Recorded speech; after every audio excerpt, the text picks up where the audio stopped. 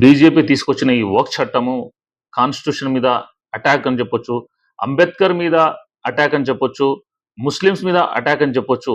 ఎందుకంటే ఈ వక్ఫ్ భూములు ఉండడం వల్ల పేద ముస్లిం ప్రజలకు చాలా ఉపయోగపడుతున్నాయి. మస్జిద్ సంరక్షణ కానీ, మద్రసా సంరక్షణ కానీ, దర్గా సంరక్షణ కానీ వీటన్నిటికీ వక్ఫ్ అండర్లో వస్తాయి. వక్ఫ్ ఎస్పెషల్గా మన పెద్దలు దానం చేసిన ల్యాండ్ ఇది.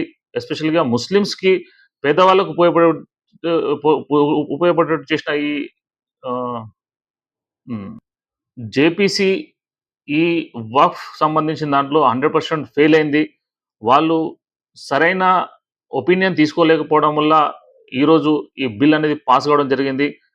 ఎందుకంటే ముస్లిమ్స్ అందరూ వ్యతిరేకించినప్పుడు జేపీసీలో ఉన్న మెంబర్స్ అందరూ ఎంపీస్ ఒక అభిప్రాయం తీసుకోవాలి, మత పెద్దల అభిప్రాయం తీసుకోవాలి.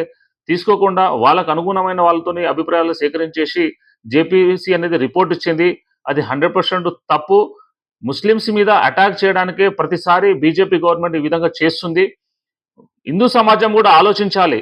ఎందుకంటే ఎస్సీలు కానీ, ఎస్టీలు కానీ ఈ విధంగా మన కాన్స్టిట్యూషన్ని బద్నాం చేస్తూ, కాన్స్టిట్యూషన్ మీద అటాక్ చేస్తూ మోడీ గవర్నమెంట్ ప్రతిసారి ఏదో విధంగా తీసుకొస్తుంది. ఈరోజు ముస్లిమ్స్ జరిగింది, రేపు క్రిస్టియన్స్ జరుగుతుంది, తర్వాత ఎస్సీస్ జరుగుతుంది, ఎస్టీస్ జరుగుతుంది. మనందరం మేలుకోవాలి.